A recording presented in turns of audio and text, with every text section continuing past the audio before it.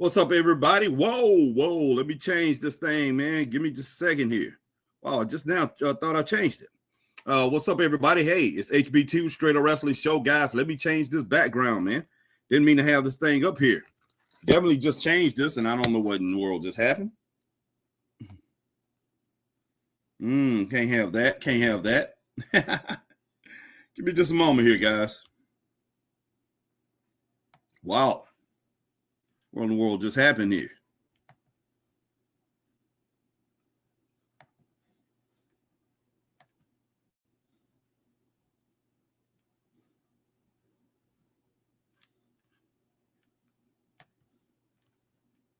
What's going on, Charity? Lucas in the house. What's going on, buddy? Good to see you. Good to see you. Good to see everybody in, man. Welcome into the Straight Up Wrestling Show this afternoon, guys. Give me just a moment. Had a couple of difficulties there. Give me just a moment, guys, and we're going to get started on this top 10, man, the WWF top 10 from May of 1989, guys. But we pretty much going to run that thing down in here in just a moment. But, yeah, just give me a minute. I just want to check a few things here. Check a few things, make sure everything is running right. I just want to check a few things, make sure everything is running right. Okay, just from here. Oh, wow. Okay. All right, guys. Give me just a moment. Stick it. Hang in here with me. Hang in here with me while I get everything straight. And we're going to rock and roll, guys. We're going to rock and roll here. We're going to talk about this WWF top 10, guys. This is from 1989. We could talk a little bit about today's wrestling, too. It's not just about the top 10, but we're going to talk about the top 10, guys, mostly. Pretty much we're going to try to concentrate on that, try to keep our focus on that top 10 from 1989, guys, straight up. So give me just a minute here. Thought I had everything together, but it wasn't the way I wanted it to be. So I got to make a few changes here. Got to make a few changes. Let's see. So it's going to take a second here.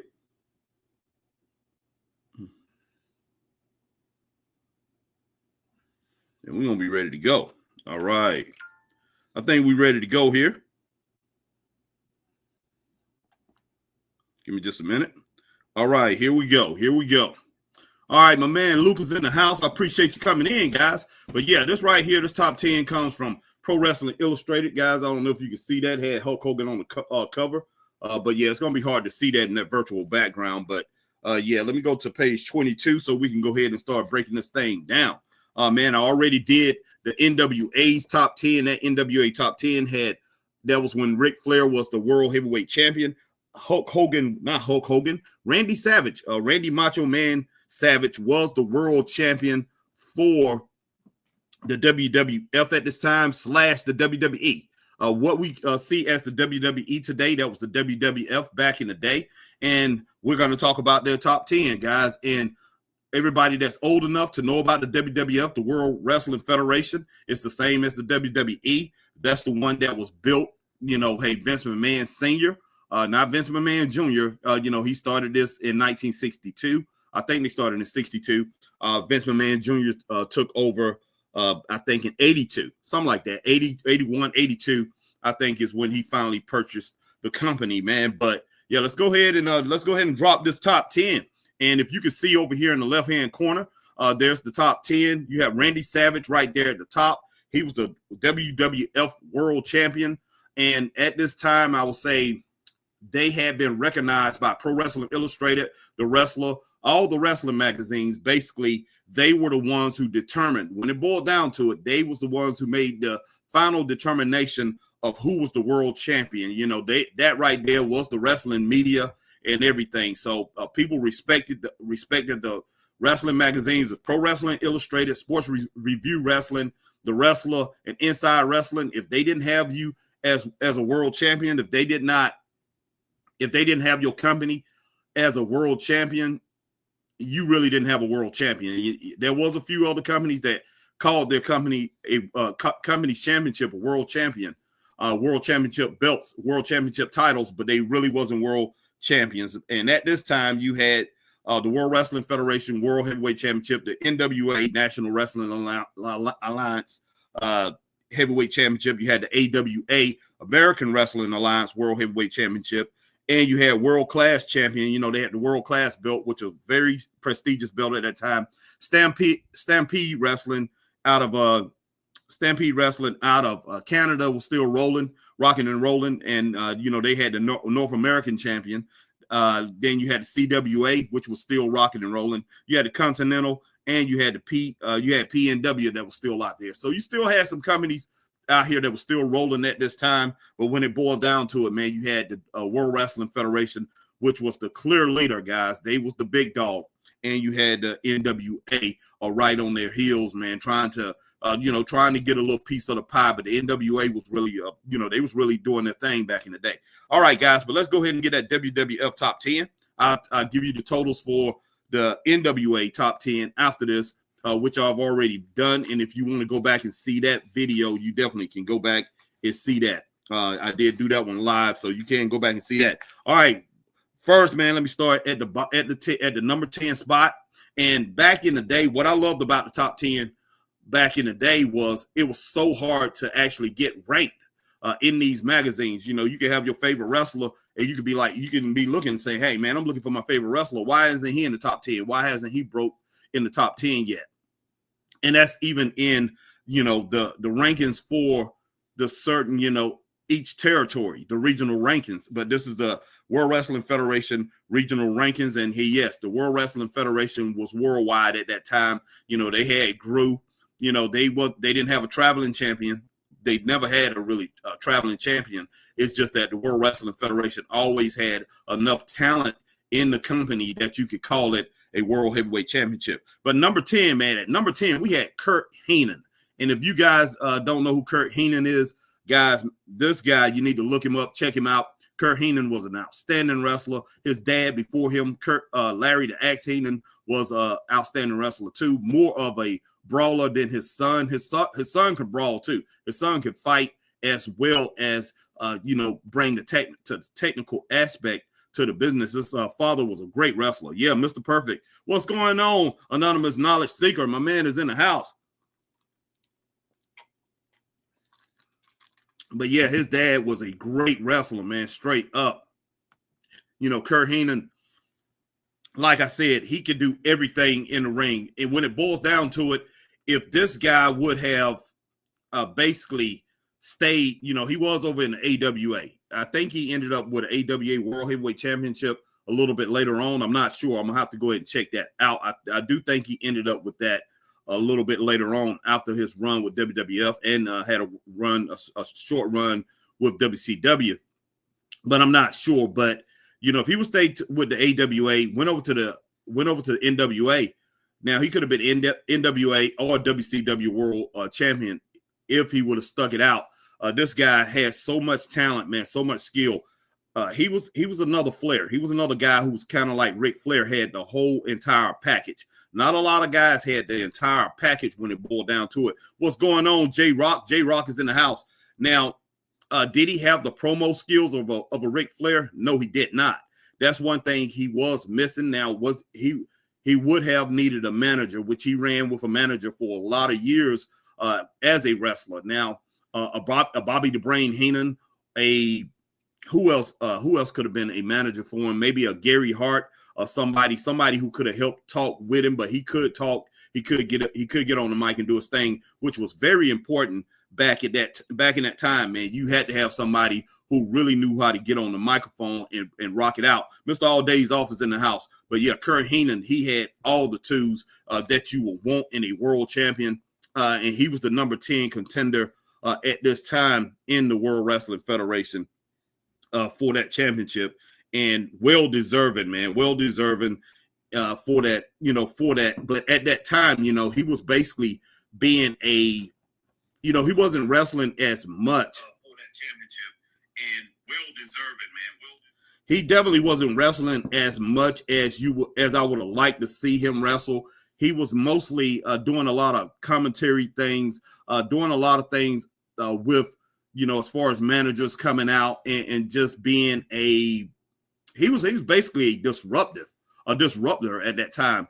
So he could have been higher up in the rankings, I believe, but he kind of like took a back seat to wrestling a little bit. He was wrestling, but probably 60% of the time that he was on TV or as far as going to the arenas or whatever, he was just there, man, going into the ring, doing things. He was just like, hey, here come Mr. Perfect. Here come Mr. Perfect. Mr. Perfect was just he was, like I said, he was just a disruptor. He was one of these guys that was just out there straight up. All right, let's see. Mr. All Days Off is in the house.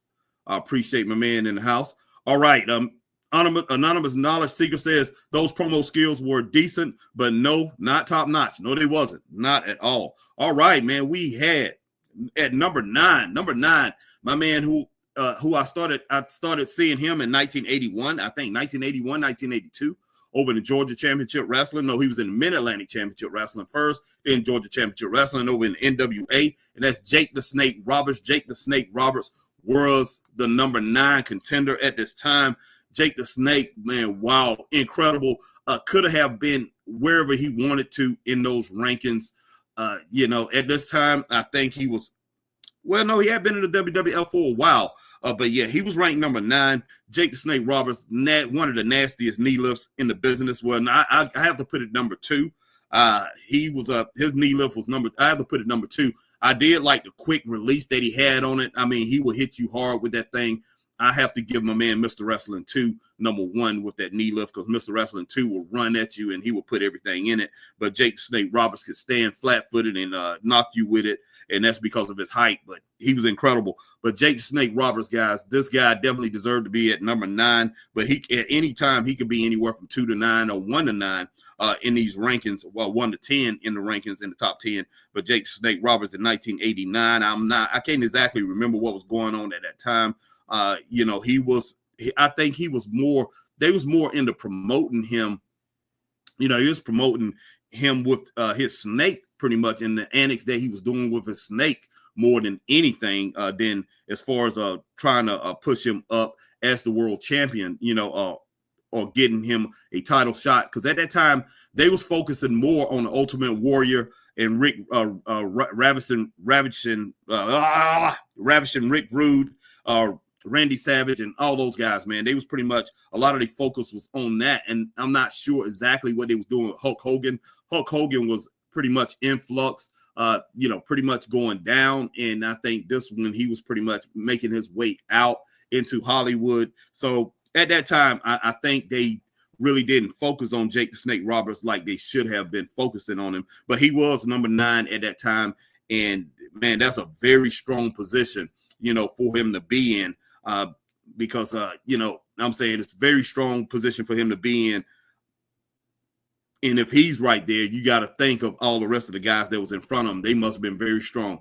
But yeah, so Jake the Snake Roberts was number 9, and he's definitely was one of the top 4 or 5 guys in the World Wrestling Federation at this time. All right, man. At number 8, we had Greg the Hammer Valentine, guys. Greg Valentine was the number 8 contender at this time. Greg the Hammer Valentine, a great wrestler, man. Hey, you talking about somebody that was underrated his whole career? He definitely was underrated. He was a superstar, man. He was a superstar and could crush your head with those elbows anytime he wanted. He had a nice figure 4 leg lock. One thing that maybe had hurt his career a little bit, he was basically a Ric Flair, basically a lot like Ric Flair. He kind of like cloned Ric Flair, but he was so much like his dad. Greg the Hammer Valentine was a lot like his dad. Not as good as his dad, but very close, very close. Outside of if anybody I want to say that's like Greg the Hammer Valentine, I'm gonna say it's like outside of Greg the Hammer Valentine, who is a lot like his dad, Gunther, man. If you ever see Greg the Hammer Valentine, go look at Johnny Valentine, Greg the Hammer Valentine's dad, and look at Gunther. Gunther reminds me of Johnny Valentine and Greg the Hammer Valentine. But Gunther, I think, is a little bit better than Greg. But Greg, man, is outstanding. But Gunther is a reminder of the Valentines. That guy, man, Gunther is outstanding. Greg the Hammer Valentine, outstanding wrestler. Definitely deserved to be number 8. Now, Greg Valentine at this time, you had guys that was above him in the World Wrestling Federation, but to me, anytime he could have been in that top 6 or whatever, or top, maybe creep in the top 5. But he was something special, and I mean, in pure hardcore. Now, if Greg the Hammer Valentine was going to win the World Wrestling Federation championship, he should have won it years ago, maybe before Senior had passed it off to Junior. Greg the Hammer Valentine should have won that World Heavyweight Championship. I think he probably should have had it maybe before they gave it to Iron Sheik. Maybe Greg Valentine, he almost did too. They did have him penciled in, I think, but he should have been the one who took the belt off of Bob Backlund, not the Iron Sheik, but they put it on the Iron Sheik because that caused some, at that time we had those conflicts over there with Iran, a good bit with Iraq, and all those, a couple of those Middle Eastern countries. We had those conflicts, so it made sense to put it on Iron Sheik because it made everything explode, and it made Hulk Hogan become this all-American hero. And of course, Greg the Hammer Valentine is an American, so you wouldn't have got that same effect. But I still think Hogan would have been big if he would have took it off Greg Valentine. But Greg Valentine, man, he was incredible. But he's another guy who wouldn't have been one of those guys that rocked it out on the microphone.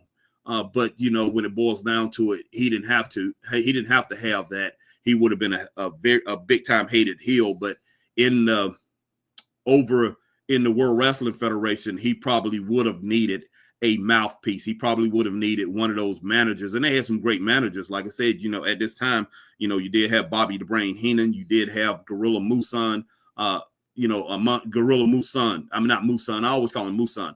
Gorilla Monsoon, because he actually was calling himself one time that in the 70s. But Gorilla Monsoon. Let's see who else was there.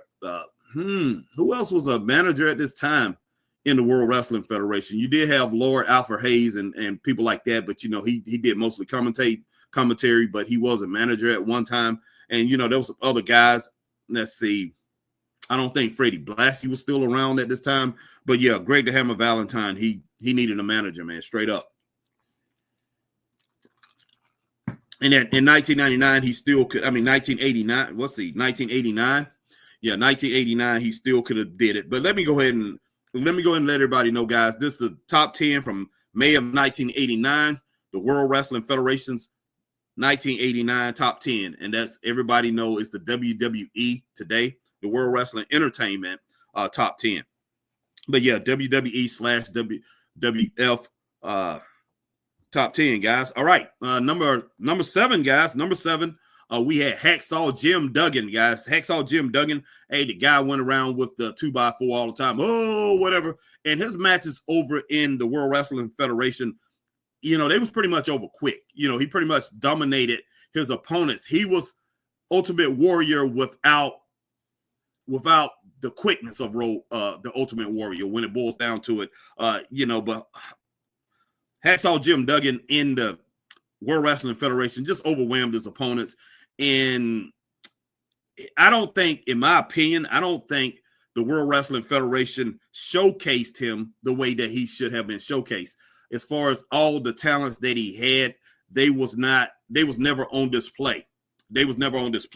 So Hacksaw Jim Duggan, even though I think he should have been a lot higher up in the rankings, he always ended up around this, 5 to 7, 5 to 10 or whatever, because, he was an attraction, but he was an attraction to do certain things. And he didn't need a championship. He was the great American hero carrying the flag around and carrying that 2x4.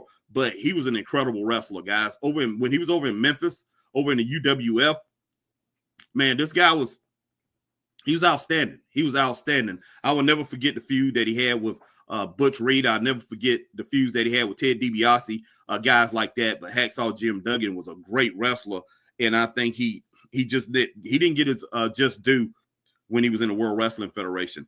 Guys, they should have treated him a lot better. But he was number 7 in May of 1989 in the World Wrestling Federation, and he could do a lot more than he actually got credit for over there. No ends, ands, or buts about it. All right, Anonymous Knowledge Seeker says, yeah, number 8, the Hammer. Yep, Greg the Hammer Valentine, man. He was something else. All right, like I said, number 7 was Hacksaw Jim Duggan. All right, guys, let's go with the number 6 guy. Number 6 right here, guys. Over on the left-hand side, you see was the Honky Tonk Man. Wow, guys. Wow. Wow. Let's put it this way. In May of 1989, I was still shocked that he had the title. You know, I can't remember exactly which year he won it, but he held on to that title a good while, man. He had that Intercontinental Championship for a long time. Actually, he didn't have it at this time, but he still was the number 6 contender.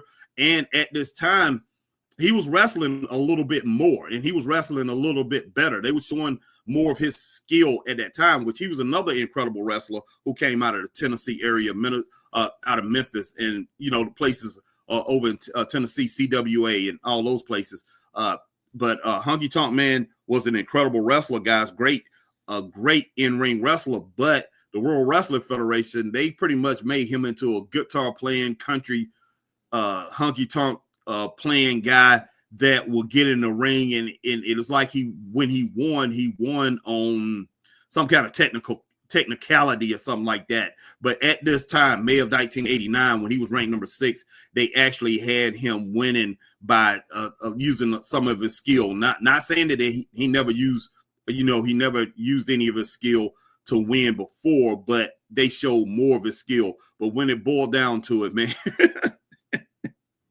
you know, they did not use a lot of his skill. A lot of his skill was not activated. Just put it that way. When he was the Intercontinental Champion, but hey, he was the champ for a long time. But yeah, at this time, the Honky Tonk Man was the number 6, number 6 contender for Randy Savage's World Heavyweight Championship. All right, my girl Alma Clark in the house says, "What's up, Harry? How are you doing this evening? This afternoon. I'm doing pretty good. Resting up some." Miss Elizabeth, Sensational Sherry, Lou Albano, Slick Jimmy Hart, the Grand Wizard. Oh, yeah, Grand Wizard wasn't. I know he wasn't around at this time, but yeah, the other ones, they were. I appreciate that, Alma. I appreciate that. But I appreciate you coming on, rocking with Straight Up Wrestling Show this afternoon. All right, man. Let's roll on up. Let's roll on up to a legend, number 5. Right here on the left-hand side, we see number 5 was Andre the Giant. And in 1989, Andre the Giant, pretty much, guys, was just pretty much collecting the check. Pretty much, you know, still a dominant force, but he rarely got into the ring. And when he got into the ring, you had people like the Ultimate Warrior eating him up. You know, Hulk Hogan, you know, maybe on some house shows or whatever, still could beat him on the road. And, you know, he did wrestle Bad News Brown a little bit. You know, so he got in there and did a few things, but not as much as you may have wanted to see from Andre the Giant. And Andre the Giant, back in the day, the Andre the Giant of youth, the Andre the Giant when he was in his prime, Andre the Giant would have licked everybody on this on this list very easy, guys. But yeah, Andre the Giant was number 5 at this time, and that right there, you know, it's just he was number 5 because when it boiled down to it, he still could whoop up on 85% of the competition in the World Wrestling Federation just off of his stature alone. But yeah, incredible wrestler, man, legend, big time legend, and at one time was the most popular wrestler in the world. Andre the Giant was number 5 at this time. All right, man, right there on the left-hand side, you see number 4, the Big Boss Man. Big Boss Man was number 4. Love Big Boss Man, very talented. First time I saw him over in Tennessee, and, you know, then Jim Crockett's NWA. The Big Boss Man, incredible, man. He was Jim Cornette's bodyguard for a while, and I really liked him a lot. I remember the first time I saw him get into the ring, and Dusty Rhodes popped him upside the head with a chair, bam, and Big Boss Man just kept standing there, and that chair was just dented. Man, that was shocking to everybody, because at that time we never saw anything like that. And Dusty Rhodes just he just slid out of the ring, man. He looked at him and slid out of the ring because Big Boss Man was just standing there, which we knew him as Big Bubba Rogers before he went up to the World Wrestling Federation, and he became Big Boss Man. But yeah, Big Boss Man, Big Bubba Rogers from Cobb County, Georgia. He was something to see. And you talk about somebody who had a lot of skill, guys. I used to love his sidewall slam, him catching guys coming off the ropes with that sidewall slam. Just devastating these guys, demoralizing these guys. But he could do a lot in that ring. He was something else. It reminded me of the old days when the cops used to carry the nightsticks, guys. The big boss man, number 4, guys. Next, guys, we have, the man was number 3 at this time, Hulk Hogan. Hulk Hogan at this time was in flux. Hulkamania was not the big thing as it was in 5 years prior to 1989. It was not that incredible thing that made people just go flipping crazy. But to tell you the truth, I kind of like this right here, the way Hulk Hogan, the way he was being received and all that. And I think people was kind of relieved. His fans had got older, and the older fans had pretty much started tiring of him. But he got a good reception because he was not the man at that time. At that time, you had Randy Savage as the world champion. You had the Ultimate Warrior as the Intercontinental champion. And so I think people really loved that. They enjoyed that. And Hulk Hogan, he was pretty much in his place. And at that time, he was going back and forth to Hollywood trying to be an actor. But yeah, Hulk Hogan was a good spot at number 3. And I think it kind of like saved his career over there in the WWF, because at this time, him being world champion, I don't think fans would have went for that, but they liked him being in the position he was in. And yes, at number 3, because at this time, man, I think he still could have challenged Ultimate Warrior Randy Savage, and still would have won that world championship if he really wanted to. I mean, he definitely had the skill and the size. Not a great wrestler. I'm not going to sit here and say he was the greatest wrestler, but he definitely had the skill to overcome those two when it boiled down to it. All right, Alma Clark said, I saw him in Dallas years ago. Almost died. Almost did. 1 and 2, he was so tall and big. His hand to mine was shockingly humongous. Looked like a Sharpie marker spot. I hear you, Alma Clark. Yeah, big guy. Andre the Giant, I'm pretty sure that's who you're talking about. But Andre the Giant, incredible size. Unbelievable. All right. At number 2, we had Bad News Brown, guys. And look, Bad News Brown went in there and did his thing. And I can kind of see why Bad News Brown was number 2. I never was a fan of Bad News Brown. But at this time, you had Vince McMahon. I think they had a plan for him. They had him pretty much going through the competition. He was mean. He was nasty. In his promos, you believed him. You believed that he could actually, you believe that this guy could fight. And I believe he was a legit fighter, even though I've heard of things that, him carrying a gun and all those things like that. But he just seemed like one of these mean, nasty guys from the streets that you didn't want to mess with. And hey, Bad News Brown came in the WWE. He was in the World Wrestling Federation at this time. He was just whooping people's tail. So, I mean, he was just mowing down the competition. And yeah, it was straight brawling. And that's what the World Wrestling Federation was about. And I think Vince loved that style because Vince, him and his dad, I think they looked at wrestling more and, not kind of like as far as the Southern style wrestling, the Memphis style wrestling, Mid-Atlantic Championship Wrestling, world class.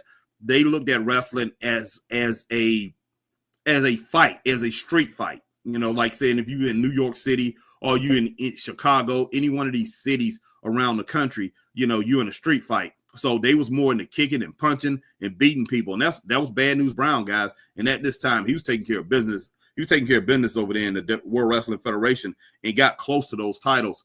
So, man, I wish he would have won a tag team championship or he would have won something in the World Wrestling Federation, but that didn't pan out. But he was number 2 at this time. So that's the closest I think that he got to the World Heavyweight Championship and the Intercontinental Championship, man. He was number 2. So Bad News Brown, number 2 in May of 1989. And I'm still kind of shocked when I look at this, that he was number 2 at this time. Okay, we have number 1, guys. He was the Intercontinental Champion. And right here, he's on my right-hand side in the picture. guys, that was the Ultimate Warrior, guys. He was number one, the Ultimate Warrior, and he was on the way, to being the world champion. I think he was the world champion, and then he had lost it, but he ended up being at this time he was the Intercontinental champion. And the Intercontinental Championship belt was very important. Now, he just ran, man, he was just destroying people. And who was he feuding with at this time? Was it? No, I think he was feuding with Honky Tonk Man, the former champion at this time.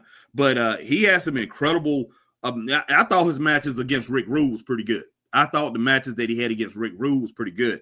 The Honky Tonk Man, that really was not a feud, but he pretty much outshined him. And he was outshining everybody else that he was in the ring with, but he overwhelmed him. He took him out kind of like in Goldberg fashion. Before Goldberg, he kind of like ran through his opponents, and he held on to that belt for a little while, the Intercontinental Championship. And, man, yeah, just incredible run for him, the Ultimate Warrior. Let me go ahead and get some more comments here. Alma Clark said Bad News Brown was a tough street fighter. Yes, he was. I don't want to steal his lunch money, y'all. Scare me, folks. Yeah, and that's the reason they did what they did with it over in the World Wrestling Federation. He was a tough cookie, man. Nobody did not want to mess with this guy. This guy, he had to look. I mean, if you look at some of the toughest, you look at some of the hardcore movies or whatever that was in American cinema at that time. When you think of a tough guy, when you think of everybody that was tough, that people that you didn't want to mess with, you definitely got to put Bad News Brown there. And at that time, so many people in the United States was enthralled. They was captured by toughness, by people that could have been on the street. Not saying that, as far as our characters on the screen who was tough, that was the time that Rambo, Sylvester Stallone, let's see, Arnold Schwarzenegger, let's see, Bruce Willis, these guys that came from these movies that made guys look really tough, that you thought was really tough, these action-packed movies.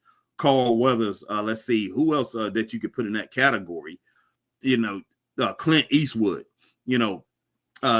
but this guy right here, he seemed like he would have been a villain of those guys. Bad News Brown, if you want to look at the ultimate villain, he was the villain of these guys. And he would have been one of these guys that was hard to take down. So that was a very, very good move from Vince McMahon to put him on a run like that in 1989 to get him all the way up to number 2 in their rankings. And he held that for about 4 months too, straight up. I mean, he was in there. Ray Sean, my man, says those was the days. Yes, they were, Ray Sean. Yes, they was.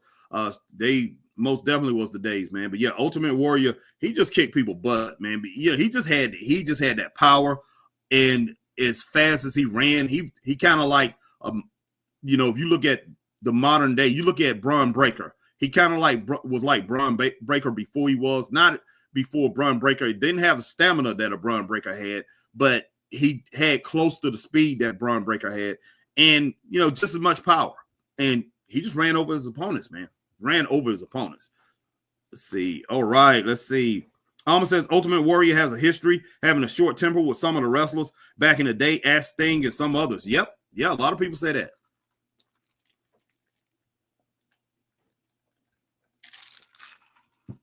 All right, guys.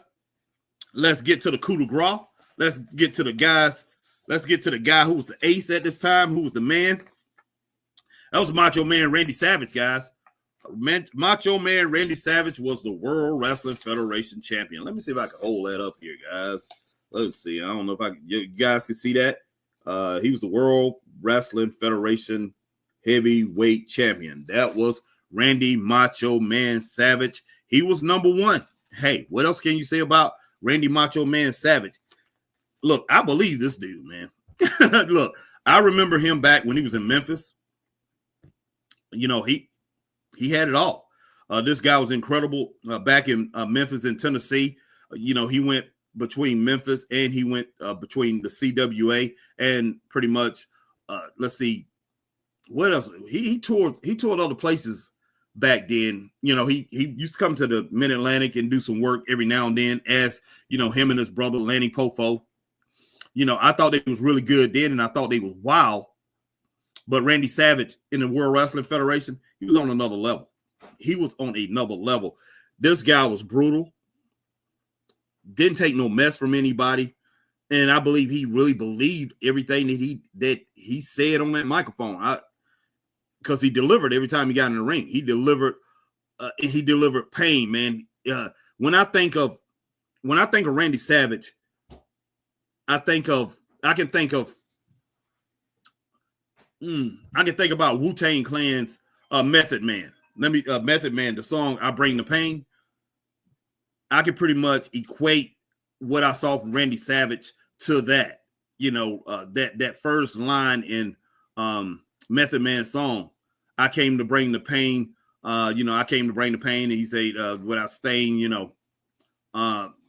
whatever he said in that song. But I love that intro from Method Man. But the song "I Came to Bring the Pain," that's what Randy Savage. Anytime you listen to him talk, and he got in that ring, he was explosive, very intense, and he just went after his opponents like he was a Rottweiler or something.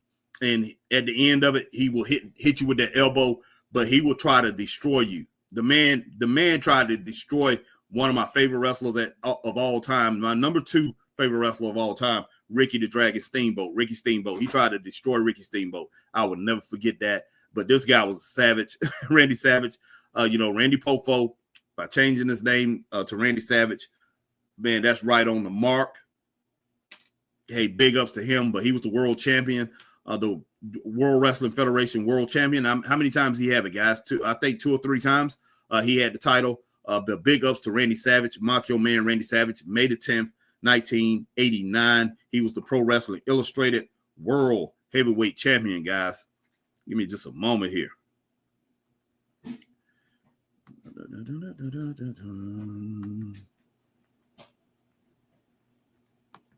All right, but yeah, this right here came out of this magazine. All right, I got a blur here. Let me see if I can get this blur off. But this came off this magazine right here, 1989. Hulk Hogan was on the cover.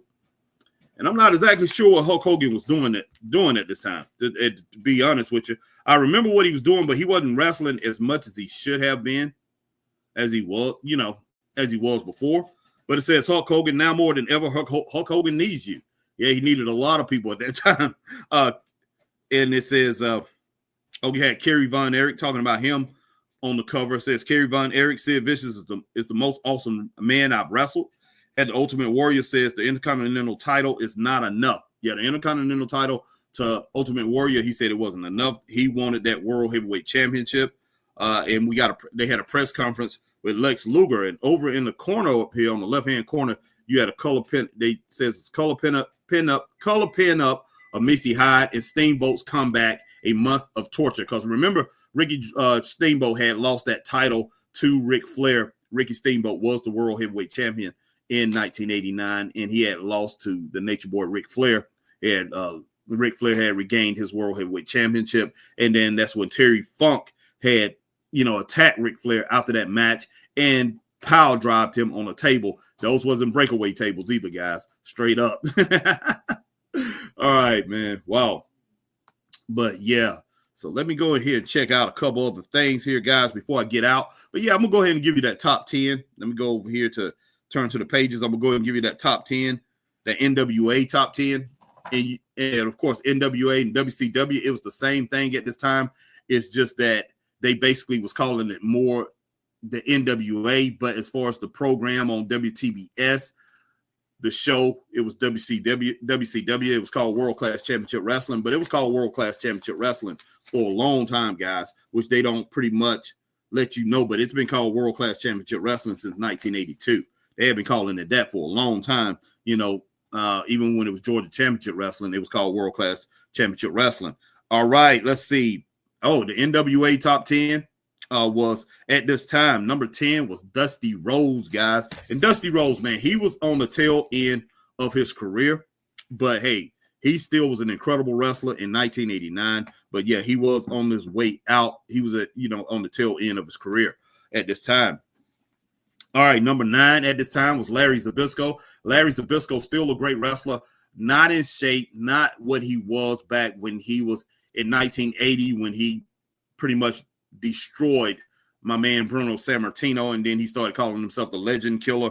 Larry Zbyszko, he did attack Bruno Sammartino, who was his trainer, who was the guy who pretty much was his mentor. He did attack him. So, but Larry Zbyszko was over in World Class Championship Wrestling, WCW, the NWA, and he was the number 9 contender. Number 8, Bray Wyatt's father, Bray Wyatt's father and Bo Dallas' father. Number 8, Mike Rotundo, one of the best technical wrestlers outside of Dory Funk Jr. I have to say he's the second best technical wrestler that I ever seen. This guy, man, he could do his thing. And when it boils down to it, don't get enough credit. He don't get the credit that he's actually due. And a lot of it has to do with, the IRS gimmick and things like that. But Mike Rotundo was something special. All right, number 7, we had Junkyard Dog, guys. Number 7, Junkyard Dog. All right, number 6 at this time in the NWA was Bam Bam Bigelow.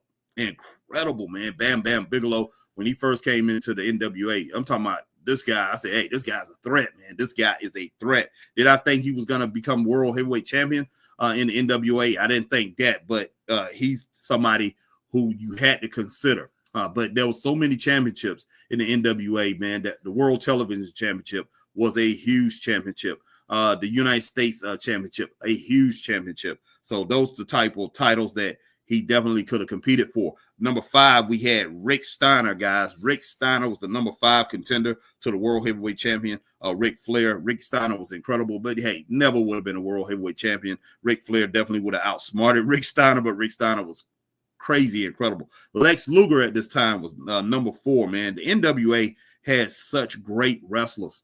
The competition for Ric Flair was outstanding, astonishing.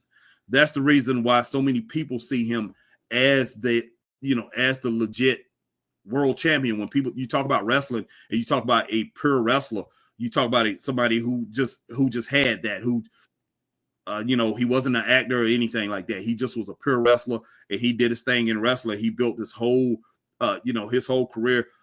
Everything about him was wrestling, and that's the reason he gets the respect that he deserves. But yeah, Lex Luger at this time. Lex Luger, this was the best Lex Luger I see. Lex Luger around 86 to 89. Over in NWA I say 90, 91. This guy was something special. Now, he went to the World Wrestling Federation for that short time. I thought he was good, but Lex Luger can't talk. Now, you could see that when he was in WCW, that he was not a talker. I mean, he got up there and he did real good with his promos with the Four Horsemen, but he had the Four Horsemen behind him, guys. And the Four Horsemen made him look good. But that's one thing that Vince did not figure out, how to make this guy look good. He wanted him to be Hulk Hogan, but Lex Luger needed help. He needed a little bit more help. You need that magic to pretty much get him over, but they did not get him over. But number 4 in the NWA, and this guy, man, he was so close to dethroning Ric Flair for that World Heavyweight Championship, but never could do it. All right, number 3 was Eddie Gilbert, guys. Hot stuff, Eddie Gilbert. Hot stuff, Eddie Gilbert at this time was on the top of his game, guys. Over in the UWF, Bill Watts UWF, the Mid-South Wrestling, which became the UWF. Eddie Gilbert, hot stuff. Eddie Gilbert was on top of his game. At this time, we had number 2, man. At number 2, Sting, guys. Sting was something. Sting and Lex Luger was teaming up a lot, man. They won a couple World Heavyweight Championships. But they was teaming up a lot. But Sting on his own, Sting was devastating. You knew he had it. You could see it, every single bit of it. He had the entire package. So Sting was their number 2 contender. Their number 1 contender, man, was Barry Windham, who was the United States Heavyweight Championship. The United States Heavyweight titleist. But Barry Windham was in the Four Horsemen. But I saw him and Ric Flair in the mid 90s, guys, go 90 minutes. I seen them go 90 minutes 2 times. You talking about Iron Man match? I know everybody always look at, talk about the Iron Man match, that I think, who was it? Shawn Michaels and Bret Hart had, and that's what really made it popular. But in the NWA, Ric Flair was having plenty of Iron Man matches with Ricky Steamboat and with Barry Windham. But Barry Windham and Ricky Steamboat, they went 90 minutes a couple times. I think he went 90 minutes with Harley Race one time before too. But incredible top 10s there, guys. So if you want to go back and look and see that top 10 that I did with the NWA, you can go back and you can scroll there, and you can see from one of our old videos, the top 10 that I did for the NWA. But this is the top 10 for the World Wrestling Federation, guys. It was called the World Wrestling Federation at that time. I don't care what in the world, the Wildlife Worldwide Wildlife Federation say or whatever. But I know why they did it, because, it was a lot of things at that time. The World Wrestling Federation was going through the steroid scandal and everything. There's a lot of bad stuff out there. And they finally came up and said something, because they had been in business for 30-something years, basically, almost 30 years, like 27, 28 years at this time, and never said anything about it. But the World Wrestling Federation started getting in all those scandals and all that. So I guess they finally decided to come out and say, hey, this is making us look bad or whatever, which it wasn't. Nobody pretty much compared those two. But all right, man, the World Wrestling Federation, the WWE, World Wrestling Entertainment, that was their top 10, guys, in 1989, May of 1989.